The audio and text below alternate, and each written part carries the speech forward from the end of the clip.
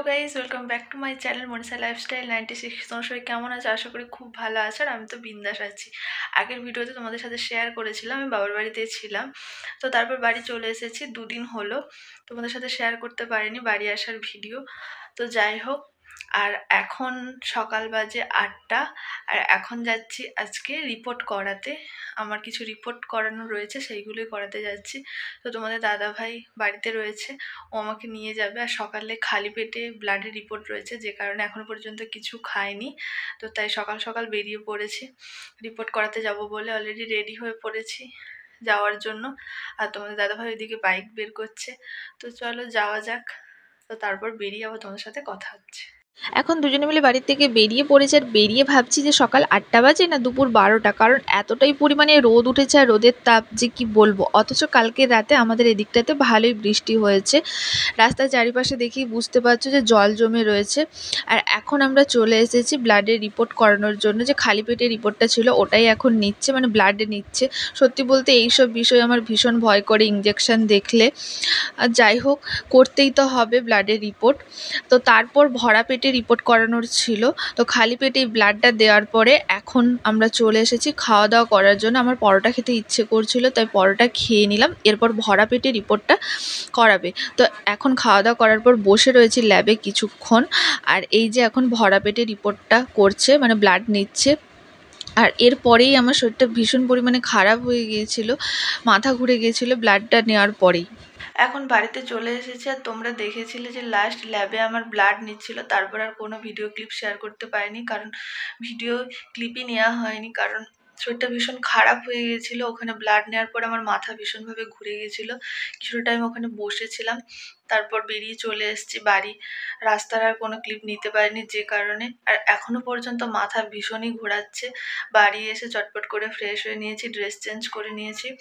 আর তোমার দাদাভাই বললো যে তুমি শোয়ার আগে, আমি ভেবেছিলাম যে ড্রেস চেঞ্জ করে শুয়ে পড়বো, কিন্তু তারপর বললো যে না, তুমি দুটো আগে ভাত খেয়ে নাও, কারণ তুমি শুলে হয়তো শরীরটা ভীষণ যেহেতু খারাপ আর উঠতে পারবে না।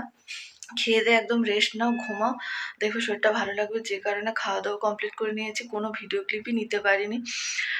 তো চলো এরপর এখন একটু শোবো, রেস্ট নেবো, কারণ শরীর ভীষণ খারাপ লাগছে আর মাথা ভীষণভাবে ঘোরাচ্ছে।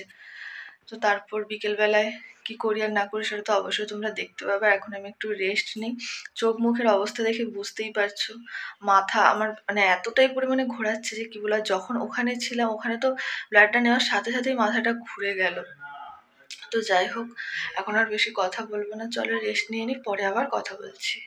আর এই যে দেখতেই পাচ্ছ হাত থেকে ব্লাড নিয়েছে, 2 হাত থেকে ব্লাড নিয়েছে। আর হাত দুটো ভীষণই ব্যথা করছে, নাড়াতে একদমই পারছি না। ভাত খাওয়ার পরে তোমাদের দাদাভাই এই ফলগুলো আমাকে কেটে দিল, বলল যে এই ফলগুলো খেয়ে নাও, তারপর তুমি ঘুমাবে, রেস্ট নেবে। যে কারণে এখন ফলগুলো নিয়ে বসেছি খাওয়ার জন্য। খেয়ে দিয়ে তারপর রেস্ট নেব।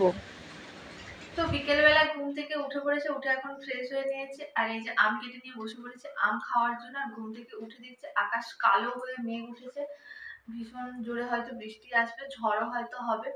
তো জানি না, যাই হোক এখন বসে বসে আম খাবো আর গল্প করব। তো চলো ভিডিওটা কন্টিনিউ দেখতে থাকো, আবার পরে তোমাদের সাথে কথা। তো এখন সন্ধ্যা হয়ে গেছে, আর এরপর টিফিন করবো, সন্ধ্যা টিফিন করবো। আর তোমাদের দাদাভাই এখন বাড়িতে নেই, ও একটু বাজারে গেছে, ওর দরকার রয়েছে, যে কারণে ও বাজারে গেল। আর দুপুরবেলায় ল্যাব থেকে আসার পরে তোমাদের সাথে তো শেয়ারই করেছিলাম যে আমার শরীরটা খুব একটা ভালো ছিল না, শরীরটা ভীষণ দুর্বল লাগছিল। তো যাই হোক, তারপর বিকেলবেলা মোটামুটি ঠিক ছিল, আবার এখন যেন শরীরটা ভীষণই খারাপ লাগছে আর দুর্বল লাগছে। টিফিন করবো, টিফিন করার পরে একটু শুয়ে রেস্ট নেবো।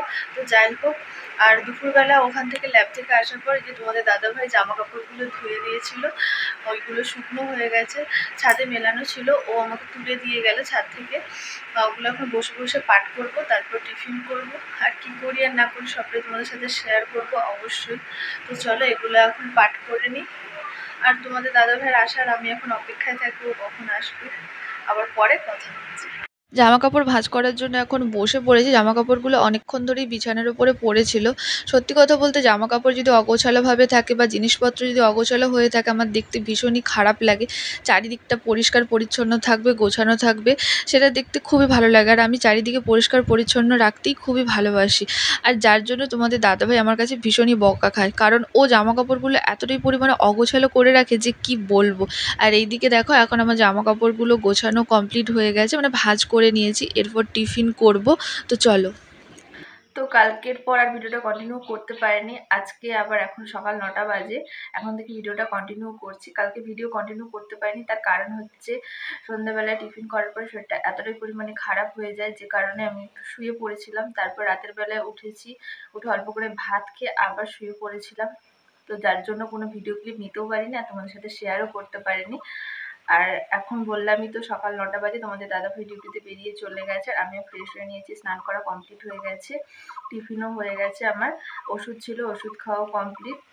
তো এরপর কী করি আর না করি সবটাই তো ভিডিওতে দেখতে পাবে তোমরা। তো কাল থেকে আজ পর্যন্ত এখন একটা ভিডিও নিয়েই চলছে 2 দিন ধরে।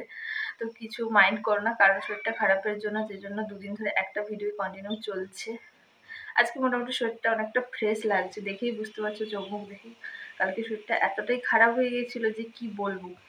তো যাই হোক, আর হ্যাঁ কালকে শেয়ার করেছিলাম তোমাদের সাথে লাস্ট সন্ধ্যাবেলা যে তোমাদের দাদাভাই বাড়িতে ছিল না, বাজারে গিয়েছিল, ওর একটু দরকার ছিল যে কারণে। আর আমি এখন ফ্যান চালাইনি, তোমার সাথে কথা বলছি বলে ভয়েসটা ঠিকঠাকভাবে শোনা যাবে না বলে, যার জন্য ভীষণই গরম লাগছে, ফ্যান বন্ধ করে কথা বলছি তো তাই। যাই হোক চলো, বললামই তো সন্ধ্যাবেলা বাজারে গিয়েছিল, তো কিছু জিনিস নিয়ে এসছে আমার জন্য। কি নিয়ে এসছে না নিয়ে এসছে সেটা তোমাদের সাথে অবশ্যই শেয়ার করব। তো চলো দেখা যাক কি নিয়ে এসছে, কারণ আমি দেখেছিলাম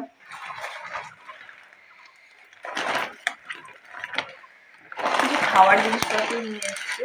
এই যে দেখতে পাচ্ছ একটা চানাচুর, মানে ঝুড়ি যেটা, এটা নিয়ে এসছে। কারণ এই টাইমটাতে চানাচুর খাওয়াটা খুব একটা ভালো নয়, যার জন্য এই ঝুড়িটা আমি খাই। চানাচুরে বলে শরীরের জন্য একটু খারাপ, যে কারণে। আর এই যে সুগার ফ্রি বিস্কুট, মানে ক্রিম কেকার বিস্কুট নিয়ে এসছে একটা।